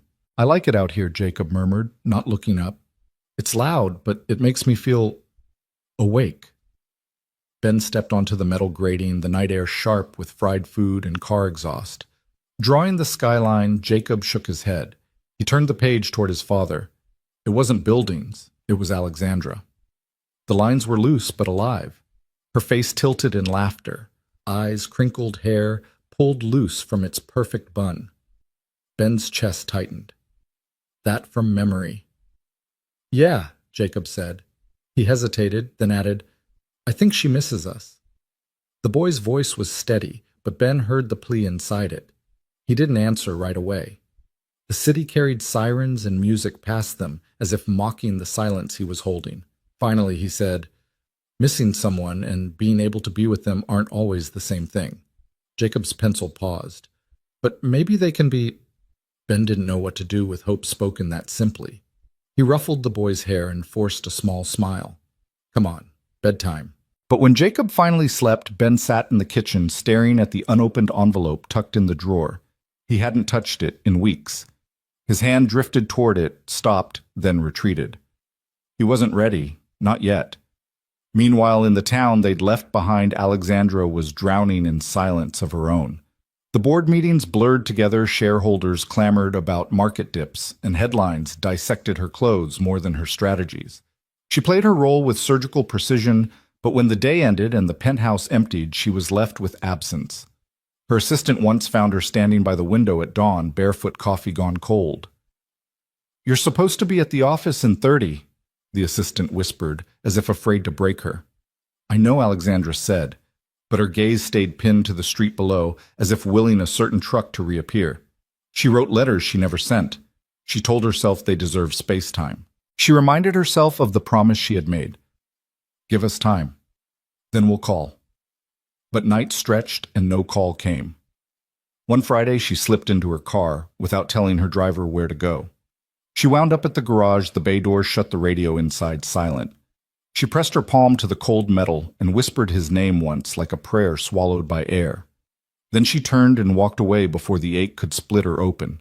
Back in the city, Jacob finally cracked first. At breakfast, spoon clinking against a bowl of cereal that had gone soggy, he blurted, "I think we should tell her where we are." Ben froze mid-sip of his coffee. "Jake." "She's alone," the boy pressed. "And so are we." "You think I don't know? I draw it every night. The space, the missing part." Ben set the mug down hard enough to make it slosh. He dragged a hand over his face. "I'm trying to keep you safe." Jacob's voice softened, but it cut sharper. Safe isn't the same as happy, Dad. The silence stretched until Jacob shoved his chair back and stomped to his room. The door clicked shut. Ben sat there, staring at the envelope in the drawer. His hand finally moved. He pulled it out, tore it open. Inside was a single page. "Ben, you don't have to answer. I just need you to know leaving doesn't erase you. I carry you and Jacob in ways I can't put down. If the day ever comes when space isn't what you need, I will be here. Not as a CEO, not as a name in a paper, just as someone who was given a chance to belong and will never forget it." Ben folded the letter, hands trembling. For the first time in weeks, he let himself say it aloud, a whisper no one could hear. I miss you too. The city outside didn't care, but somewhere across distance and silence he prayed she felt it. The winter-deepened gray skies pressing heavy over the city. Ben moved like a man stitched together by willpower alone. Early mornings, long shifts, late nights spent fixing what the shop couldn't bill for just to keep his hands from trembling with the weight of choices unmade. Jacob carried his sketchbook everywhere, filling page after page with outlines of people who weren't there. Alexandra laughing, Alexandra leaning against the counter, Alexandra kneeling to tie his shoelace. It became a ritual. Ben would find the sketches tucked beneath his pillow, slipped into his coat pocket, taped to the refrigerator. Jacob didn't say the words out loud anymore, but the drawings screamed them, "Bring her back." One raw February morning, a letter came addressed not to Ben, but to Jacob. The handwriting was elegant, precise, and instantly recognizable. Ben hesitated, turning it over in his hands. "Who's it from?" Jacob asked, stepping into the kitchen with hair still messy from sleep. Ben considered lying, but Jacob's eyes were too old for his age. He handed it over. Jacob tore it open and read silently, lips moving. His face softened, then brightened in a way Ben hadn't seen since they left town. He passed the letter across the table. "Jacob, I don't know what to say except that I think of you every single day. I imagine what you're drawing, what stories you've invented, what questions you'd ask me if you were here. I'm proud of you even from far away. Someday soon, I hope I can tell you that face to face. Until then, remember, your art has a way of keeping people close even when they're far. It's keeping me close to you now. Always, Alexandra." Ben folded the page slowly. His throat ached. Jacob's gaze pinned him, daring him to dismiss it. "Dad," the boy whispered. "She didn't forget us." Ben rubbed his temples. "That doesn't mean what? That she can't be here, or that you won't let her?" The accusation hung between them. For the first time, Ben didn't know how to answer. Across the miles, Alexandra faced storms of her own. The board had quieted partly because profits had stabilized, partly because the story had shifted to other scandals. But her heart was restless. Each night she reread Jacob's last drawing, the one he had slipped into her handbag before disappearing a family of 3, hand in hand, standing beneath a crooked tree. She traced the lines until the paper softened under her fingertips. She knew the risk of reaching out again. Her mother's warning echoed in her ears. You can't belong in both worlds. But Alexandra wasn't sure she wanted to belong to her mother's world anymore. So she wrote. Letter after letter, none sent until finally she couldn't bear it. She booked a quiet flight, no assistance, no press, no security detail, just herself. A woman following a thread she couldn't cut. The knock on the apartment door came on a Saturday morning. Ben had just set a skillet of eggs on the stove when Jacob froze pencil mid-line. The knock came again, gentle but certain. Ben's pulse thudded. He motioned for Jacob to stay back and opened the door. There she was. No driver, no designer coat. Just a woman in a gray sweater, hair pulled back, suitcase in hand. Hi, Alexandra, said softly. Ben's breath caught. For a moment he couldn't move. Then Jacob darted past him, flinging himself into her arms. She laughed through tears, holding him as if she'd never let go again. Ben stood frozen in the doorway, the skillet hissing behind him. He should tell her to leave. He should close the door, protect the fragile balance they had found. But when Alexandra finally looked up, eyes shining, she whispered, I couldn't stay away. And the walls Ben had built around himself began to crack. They sat at the kitchen table, eggs forgotten. Jacob chattering non-stop. He showed her drawings, each one a piece of the time they'd spent apart. Alexandra listened as if each page were scripture, her fingers brushing Jacob's hair every few seconds, as if to prove he was real. Ben leaned against the counter, arms crossed, heart a storm. Finally, Alexandra met his eyes. I know I don't deserve this, she said quietly, but I needed to see you both. Just once, if that's all you'll allow. Ben's jaw tightened. And when you leave again? What then? Her voice wavered but held steady. Then at least you'll know I came back, that I wasn't just a story in a paper, that I meant what I said. The silence stretched taut as wire. Jacob broke it with a simple plea. Dad, don't make her go. Ben closed his eyes, fighting against hope, against fear, against the truth Jacob had drawn 100 times already. When he opened them again, Alexandra was still there, waiting. Not demanding, just waiting. And for the first time he thought maybe, just maybe, he was ready to let her in. Morning arrived hesitant, as if the sun were peeking over the brick wall outside the kitchen window to check whether it was allowed in. Alexandra stood by the stove where Ben had abandoned those eggs yesterday. Sleeves pushed to her elbows, flipping them carefully like a student eager for extra credit. The apartment smelled of butter and toast and the oregano drift that rose from the deli vents below. Jacob sat on a chair with his legs tucked underneath the canvas-wrapped portfolio she'd brought laid across his lap, like a small animal he didn't want to startle. "Can I open it now?" he asked, eyes bright with a hope Ben hadn't seen since they left Millbrook. "Open it," Alexandra said, smiling without the high polish of her boardroom version. He untied the string, lifted the cover. Inside were thick blank sheets, a softness to the tooth he recognized from the good paper she used to smuggle into the garage. He ran his palm across the first page, reverent. "It sounds like snow," he said, "when you rub it. Like quiet." "It's yours," Alexandra said. "All of it." She slid a small tin toward him. Charcoal, kneadable eraser, a few graphite sticks. Ben poured coffee and watched her jaw tight with something that wasn't quite suspicion anymore. He cleared his throat. "Ground rules," he said finally. "We keep Jacob out of the papers. You come here as yourself, no suits of armor, no entourage. And you tell him the truth even when it's messy." "Yes," Alexandra said too quickly to be negotiating. "I can do that." Jacob glanced between them, weighing adult words with a child's seriousness. "Can we go somewhere?" he asked. "Not far, just out." Alexandra hesitated, looking to Ben. He held her gaze for a beat, then nodded. "There's a park 2 blocks east," he said. "A little pond that tries hard to be pretty." The city felt colder after days of gray. They walked in a row, Ben with his hands in his pockets, Alexandra with her scarf wrapped twice around her throat, Jacob clutching the portfolio like a shield. The pond wore a skin of ice thin as candy gulls pacing like critics. A man sold roasted chestnuts from a cart. The air braided sweetness with salt and the metallic bite of winter.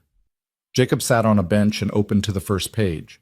He looked up, eyes narrowing at the way light split on ice. He began to draw with a new carefulness, mark, pause, inhale mark. Alexandra didn't correct him, only watched, nodding in time with his strokes. "You see it," she murmured. "I think so," he said, cheeks pinked by cold. "The way it's bright and not bright." Ben tried to stand back from the quiet miracle happening on that bench, tried to let it happen without naming it. The city bustled past, indifferent, and for a minute he was grateful for indifference. It let them be a small world inside a larger one. When Jacob coughed, it didn't register as anything but winter. When he coughed again, sharp, persistent, Ben turned. "You okay, champ?" Jacob nodded, stubborn, and bent to the page. The pencil trembled. He coughed harder this time, a sound that reached down his chest and seemed to pull him inside out. The tinny color fled his face. "Hey, Ben," said, stepping forward. "Take a second." "I'm fine," Jacob said, still trying to draw. "It's just—" His words blurred. The pencil slipped from his fingers and clattered on the pavement. He swayed.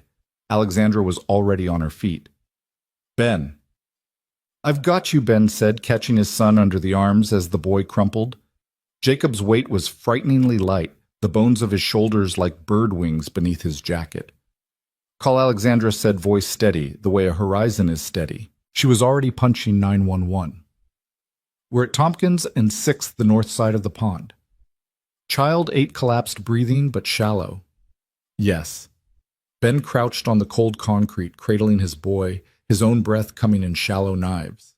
Jacob's eyes fluttered open, closed, opened again like someone stuck between 2 rooms and unsure which one he belonged in. "Hey, hey," Ben murmured.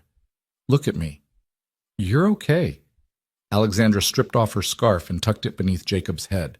She pressed the back of her fingers to his cheek, then his throat, counting something only she could hear. Her jaw flexed once. "They're 3 minutes out," she said. "He's breathing." "Ben, look at me." "He's breathing." Those 3 minutes stretched so thin Ben could see through them. He heard everything: gulls swearing, the chestnut man muttering a prayer in a language Ben didn't know, the far-off wail growing nearer. He cataloged stupid details so he wouldn't catalog his fear. Ice cracking toward the center of the pond, a red mitten dropped by some other child, the way Jacob's pencil had rolled against his boot and stopped. The ambulance burst the world apart again, all red and white and certainty. EMTs knelt, spoke in quick shorthand. History. Cough syncope child, 8. Pulse ox, 88. The numbers were a foreign country. Ben followed their instructions, moved when they asked, let go when they took his son from his arms. He climbed into the ambulance without asking permission. Alexandra followed, her hands folded tight in her lap, as if she were holding the rest of her body together with her fingers. Hospitals smell like lemon and fear. The doors shuttered closed behind them, and the machine language took over triage pediatric cardiology consult. A nurse clipped a sensor to Jacob's finger. The monitor responded with a jittering green heartbeat that looked too small to be a heart. Mr. Carter. A doctor in blue scrubs appeared, eyes kind but clinical. I'm Dr. Ramos. We're seeing signs consistent with a congenital heart defect, likely valve-related. Has Jacob ever had episodes of dizziness, palpitations, fatigue? Ben swallowed 1,000 moments that fit all too well. He gets tired. Sometimes he says his chest feels tight when he runs. The words tasted like guilt. It's not something you could have known, Ramos said, as if reading his mind. These things can lurk until a growth spurt or stress triggers symptoms. He glanced at Alexandra, then back to Ben. We'll need an echocardiogram. If the imaging confirms what we suspect, surgery will be recommended sooner rather than later. Surgery. Ben repeated the word, falling through him. Ramos nodded. We do this every day. The prognosis is good, but we should move quickly. When the doctor left the room, shrank to its beeps and the sound of Jacob's small breath. Ben stood with his palm on the bed rail because he needed to touch something solid. Alexandra stood close enough that the wool of her sweater brushed his knuckles. I can, she started. Donnie said, reflex snapping up like a shield. Not yet. She closed her mouth. The silence that followed wasn't offended. It was careful. A woman with a clipboard appeared, as if conjured. Mr. Carter, I'm Financial Services. We've verified your insurance. I'm afraid your plan is limited on surgical coverage for pediatric cardiology. We'll do everything we can to work out. She slid a printout toward him. Numbers marched across the page like an invading army. Ben stared until they blurred. He did the terrible math of years and wages and the value of a life you can't put into a spreadsheet. He felt his pride try to stand up and then fall over, useless. Alexandra's voice remained low, steady. May I speak with admissions? The financial officer glanced at her, then at Ben. Ben's jaw locked. The room pivoted on his choice. He looked at the printout again, at his boy on the bed, at a monitor translating heartbeats into green light. He nodded once. Alexandra stepped into the hall and became something else, not the ice-cold executive of headlines, but a version of herself that made things happen because a child's life was on the scale. She spoke gently, then firmly. She asked for a supervisor. She requested the hospital's foundation liaison. Yes, I can fund it anonymously. No, not as a publicity initiative. I said anonymous. When she returned, her hands were shaking now that the momentum had nowhere to go. It's handled, she said softly. The hospital's foundation will cover the surgery and aftercare. No headlines, no debt. No one outside this building needs to know. Ben's throat worked. Pride staged one last pitiful protest on the steps of his heart and disappeared under the weight of love. Why, he asked and hated how small the word sounded. Because he is your son, she said, as if that ended the argument. Then more quietly.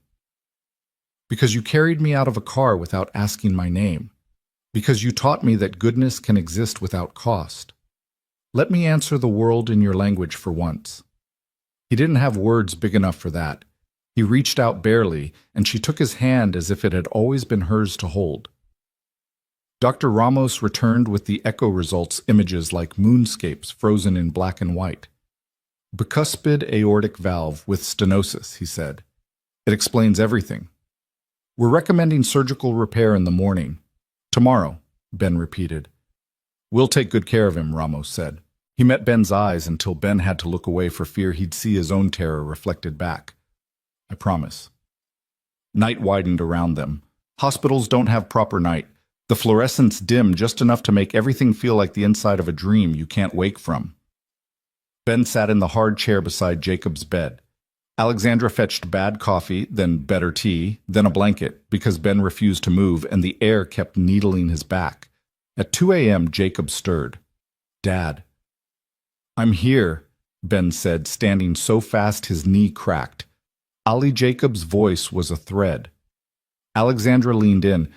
"I'm here too. Can you draw with me tomorrow?" he asked. Lids heavy. "Tomorrow," she said. Even though tomorrow he'd be in an operating room and she'd be praying in a hallway. "I'll bring the good paper." His lashes settled. The monitor traced his small mountain range. Silence pulled its chair between them and settled in. Around 4, a janitor with headphones walked the halls, mop whispering secrets to tile. In another room, a baby wailed and was comforted. The world continued unfair and ordinary. At dawn, the surgical team came with soft voices and efficient hands. They explained what would happen, as if explaining a recipe, then wheeled Jacob toward double doors that made Ben think of other doors, the kind that close and don't open the same way again. Ben walked beside the gurney until the red line on the floor said, "Family waits here." He pressed his cheek to his son's hair, breathed in the shampoo and the medicinal overlay. "You're strong," he said into that hair. "Stronger than me." Jacob's eyes opened one last time. "Draw the light." He whispered their code for hope. "We will," Ben said, and stepped back. The doors swung closed with a hush that felt louder than a slam. Ben stood there, sudden and useless as a statue. Alexandra didn't talk. She didn't promise. She simply reached for his hand again, and he let her take it. They turned together and walked to the waiting room. Two figures stitched side by a thread they hadn't chosen but wouldn't cut. On the table sat a cheap pen and a stack of forms. Alexandra pulled one of Jacob's graphite sticks from the portfolio she'd insisted on carrying and set it between them. "Actions, not words," she said, half to herself. Ben nodded, knuckles, white eyes on the double doors that held his whole world. "Then we wait." The clock began to count in honest seconds. Outside, the city climbed into day. Inside, under lights that pretended to be sun, a boy's brave heart met a stranger's hands. And in the corridor beyond, a man and a woman, too proud, too wounded, too in love with someone small to pretend otherwise, faced the only thing harder than lost hope. The waiting room was a theater of dread. Beige walls, plastic chairs bolted in rows, a coffee machine that gurgled but never seemed to finish brewing. Ben sat forward, elbows on knees, staring at the same tile pattern until it burned into his eyes. Alexandra sat beside him. Posture-perfect hands interlocked so tightly, her knuckles shone white. Neither spoke. Hours had the weight of mountains. A clock on the wall ticked too loudly, its hands crawling across a face that mocked their desperation. Occasionally, the double doors swung open with a nurse or orderly, but never with the words they needed. Ben muttered, "They said 4 hours." "It hasn't been 4, Alexandra replied softly, though she knew it had been nearly 3.5. Her tone was less correction and more plea. He rubbed his face. "What if—" "Don't," she said sharply, cutting him off. "You taught me not to play out the worst before it comes. Remember?" That silenced him, but his leg kept bouncing, knee hammering the floor like a drum. Alexandra reached over, resting her hand on his. He didn't move away this time.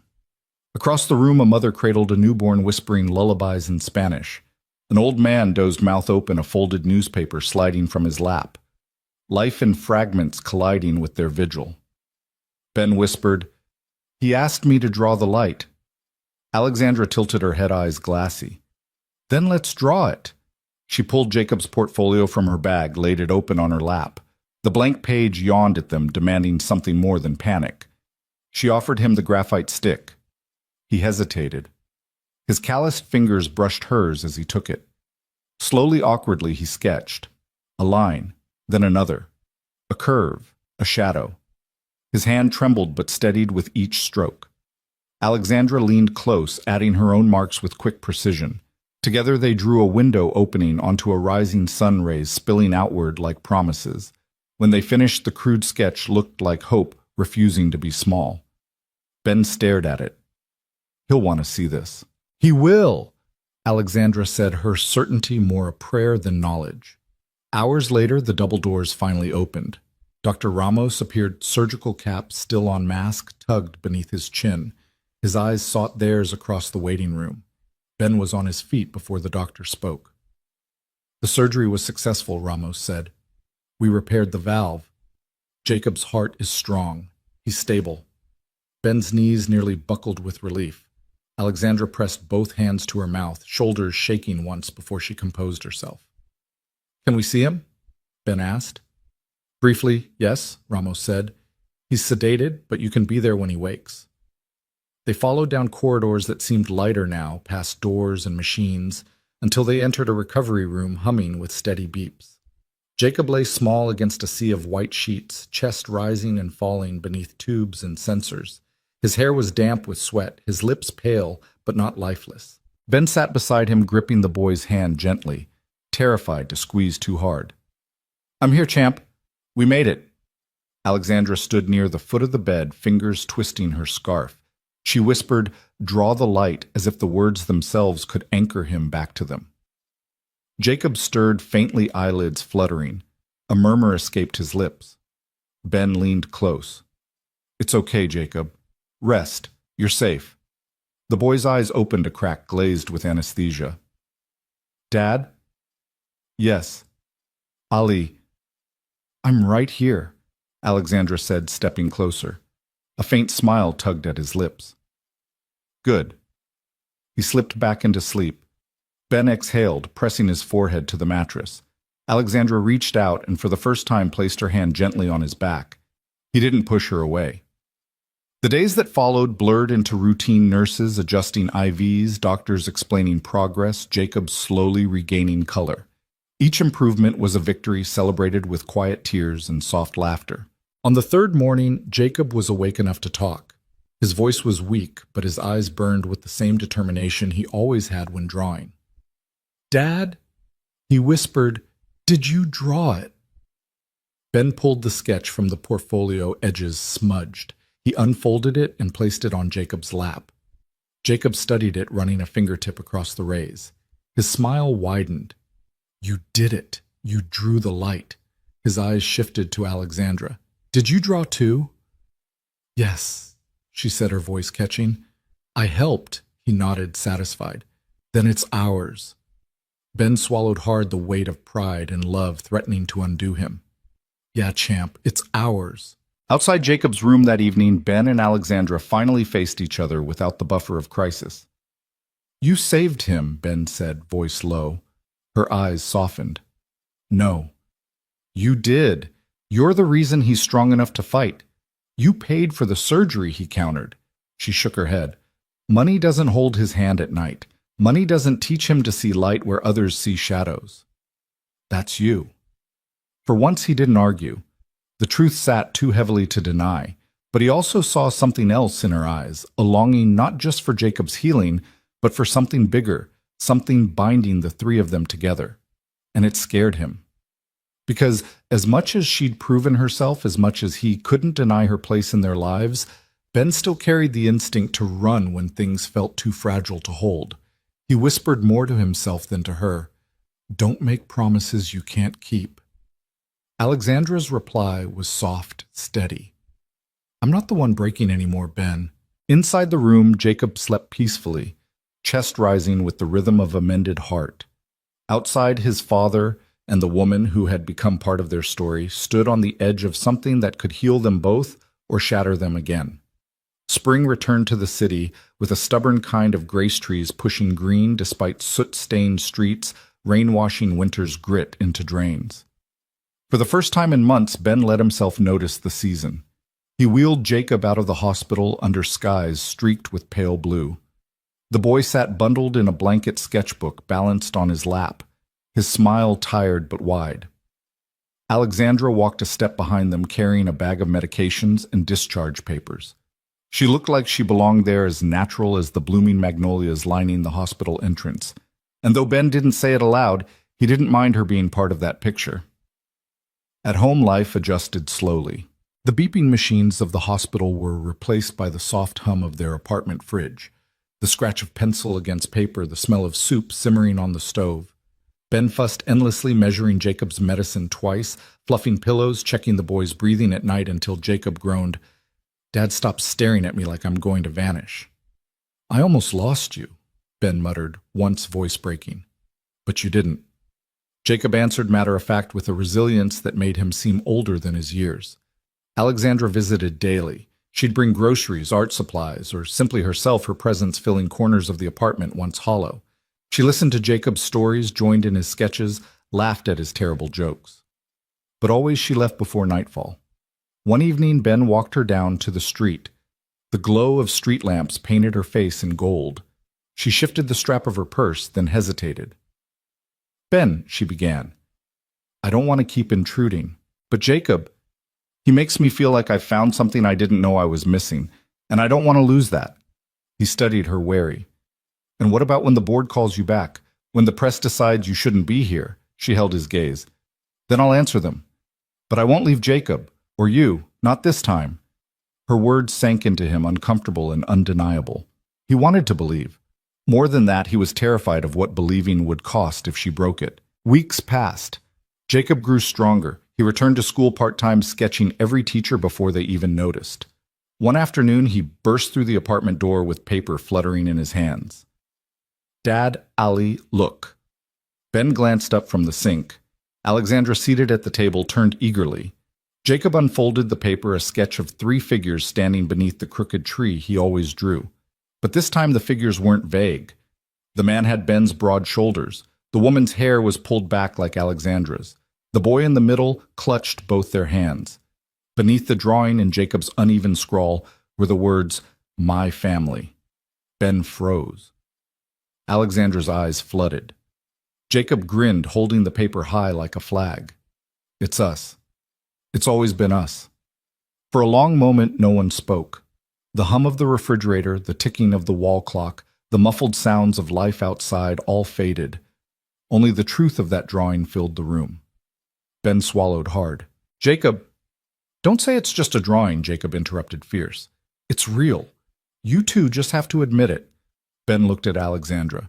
She didn't speak, didn't push. She only weighted her hands, trembling slightly on the table.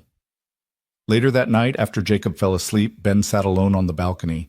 The city stretched beneath him, lights flickering like restless stars. Alexandra stepped out quietly, wrapping a shawl around her shoulders. "Jacob's right," she said softly. Ben exhaled smoke from a cigarette he hadn't lit, just holding it between his fingers, a habit from a past he thought he'd buried. He turned it over before answering. "Believing in this scares me more than anything." "Because it's fragile," she asked. "Because it's real," he said. "And if it breaks him." She stepped closer, her presence steady as the ground beneath his feet. "Then let's not break it, Ben." The simplicity of her words unsettled him. He looked at her, really looked, and saw not the billionaire CEO, not the woman who had once lived in a world untouchable. He saw a person willing to risk the same fear he carried, and for the first time he let himself imagine a future where Jacob's drawings weren't just wishes, but reflections of what they had built. One Sunday morning, sunlight streaming through the kitchen, Alexandra arrived with a basket of pastries. Ben was cooking eggs, Jacob sketching at the table. It felt startlingly ordinary. Jacob raised his head and declared, "We should go somewhere. Together. Like a real family." Ben chuckled. "Where to?" "The park," Jacob said firmly. "And don't say no. I already drew it." He held up a sketch, 3 figures on a picnic blanket beneath a wide tree, laughter in every line. Alexandra laughed softly, looking at Ben. "Seems he's already decided." Ben hesitated, spatula in hand, the smell of bacon filling the air. Then he smiled, small but genuine. "All right, champ, the park it is." It was a promise, a small step, but a step nonetheless. And for Jacob, it was everything. The park was alive with Sunday noise children chasing kites, couples sprawled on blankets, the smell of hot dogs drifting from a vendor's cart. Ben carried the picnic basket, its weight awkward but welcome. Alexandra walked beside him, her hand brushing his once lingering longer than accident allowed. Jacob skipped a few steps ahead, his sketchbook tucked under his arm, eyes wide as if cataloging every color, every laugh, every flicker of life. They found a quiet patch under a sprawling oak. Grass cushioned their steps, and sunlight dappled their faces. Jacob spread the blanket with a flourish, proud as though he'd laid out a royal feast. Ben lowered the basket. "All right, champ, your kingdom." "Not mine," Jacob corrected, grinning. "Ours." The word hung there weighty, undeniable. Alexandra's eyes glistened. They ate simply sandwiches, fruit pastries Alexandra insisted on buying. Conversation flowed easier than it ever had, full of Jacob's excited chatter and Alexandra's laughter that grew freer with every passing minute. Ben found himself smiling more than he realized, the sound of her laugh, stirring something he hadn't let himself feel in years. After lunch, Jacob sprawled across the blanket sketchbook balanced on his knees. He drew the oak tree, then the three of them beneath it. Every stroke of his pencil pressed deeper into truth. "Dad," he said without looking up, "you should smile more. You look better when you do." Ben chuckled, shaking his head. "Bossy, aren't you?" Jacob grinned. "Gets it from Ali." Alexandra pressed a hand to her heart, feigning offense. "Me?" The boy nodded solemnly. "Yeah, but it's good. We need it." Her laughter softened, turning into something like a sigh. She looked at Ben, her eyes saying what her lips didn't. "Don't you see? We already are what he drew." Later, as the sun began its slow descent, painting the sky in pink and amber, Jacob fell asleep against the blanket, pencil still in his hand. His breathing was steady, peaceful, in a way that made Ben's chest ache with gratitude. Ben watched him, then whispered, "I keep waiting for the world to take this away." Alexandra leaned closer, her voice steady. "It won't. Not if we hold it tight." He turned to her, torn. "And what about you?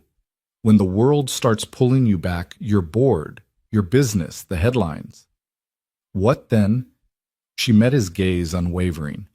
"Then I'll choose again. And every time after that. Because this," she gestured to the boy, to the blanket, to the sketchbook lying open with its truth scrawled in graphite, "is the only thing that feels real." For a long moment, silence settled between them, broken only by birdsong and distant laughter. Ben wanted to believe her. More than that, he wanted to believe himself capable of holding on to it. Tentatively, he reached across the blanket and took her hand. His grip was rough, uncertain. Hers tightened gently, certain enough for them both. When Jacob stirred awake, he blinked at their joined hands and grinned. "Told you." Ben rolled his eyes. "Go back to sleep." But the boy only laughed, nestling closer. "You can't hide from drawings. They always tell the truth." Alexandra brushed a hand through Jacob's hair. "Then let's keep drawing." The boy yawned. "Together." And in that simple word lay everything they had fought for: the surgeries, the sleepless nights, the fears and doubts and broken promises. A family rebuilt not by accident, but by choice. As the last light of day fell across the park, Ben looked at Alexandra and saw not a billionaire, not a savior, but a woman who had chosen them as much as they had chosen her. For the first time in years, hope didn't feel dangerous. It felt like home. Your thoughts will help us create meaningful stories. And if you want to hear more powerful healing stories like this, don't forget to subscribe to the channel, click the bell icon so you don't miss any new episodes. And most importantly, share this video with people who need a little hope today. Thank you so much for your time. We hear you, we listen to you, and we are honored to tell these stories for you.